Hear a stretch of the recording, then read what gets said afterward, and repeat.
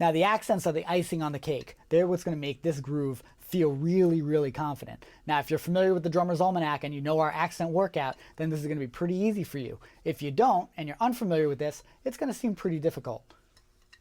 So let's talk about our accents.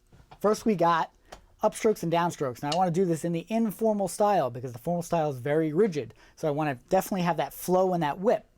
So basically, you're going to alternate between downstrokes and upstrokes on every snare drum. 1, 2, and. Now notice that the downstroke. 1, whip, down. 1, 2, and. So there's your first accent. Now, the next stroke is going to be a pull-out, separated between those two snare drums that are in between that bass drum. So snare, bass, snare. Remember doing that? Instead of down, bass, down, you're going to go up, bass, down. Up, bass, down. So practice that. Up, bass, down. Up, bass, down. Now, let's put those two feelings together. Hat, 2, and.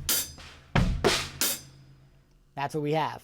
Hat, down, up, down. Hat, down, bass, up, down.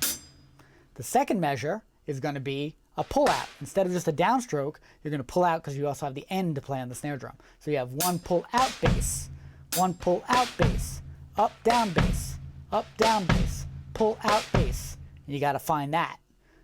Pull out bass. Now let's put both measures together. We have hat, snare, bass, up. Then we have. Now those accents are going to give it a whole different dimension when you start playing a little faster. So here's what it sounds like.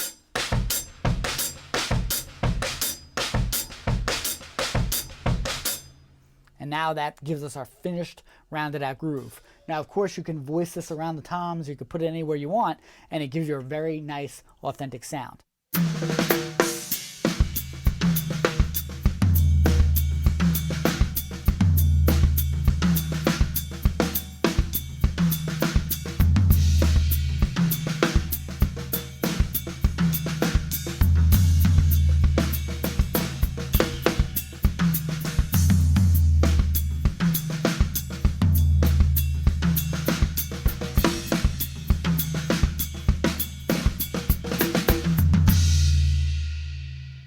Okay, let's take that groove a little bit faster and show you what that sounds like.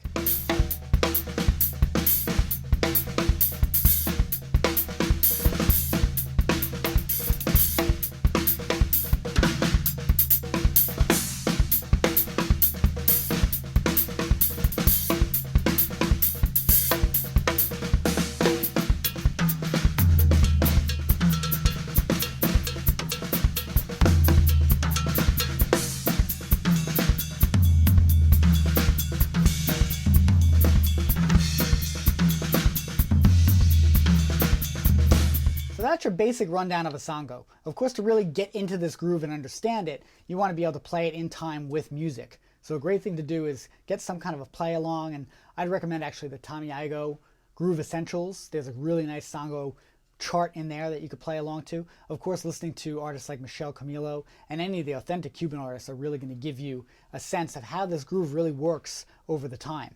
So the only way to really own it and understand it is to listen to that style of music and really get into it. So I encourage you all to do that, and I'll see you guys in the next lesson.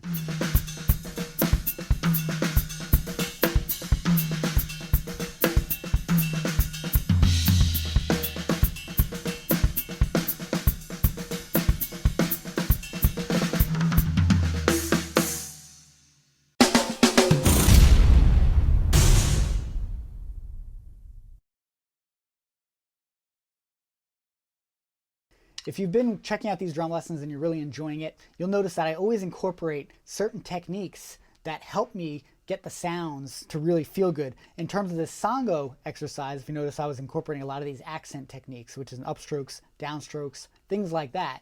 Now, with the drummersalmanac.com, we practice this type of stuff every single day.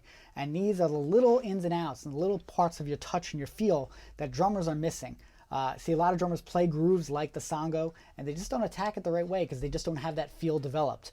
The biggest challenge I see with my students is that they might understand the technique, but they haven't put the time in. They really don't understand how to sit there and focus to get these things under their hands and inside their body to really own the style of accenting.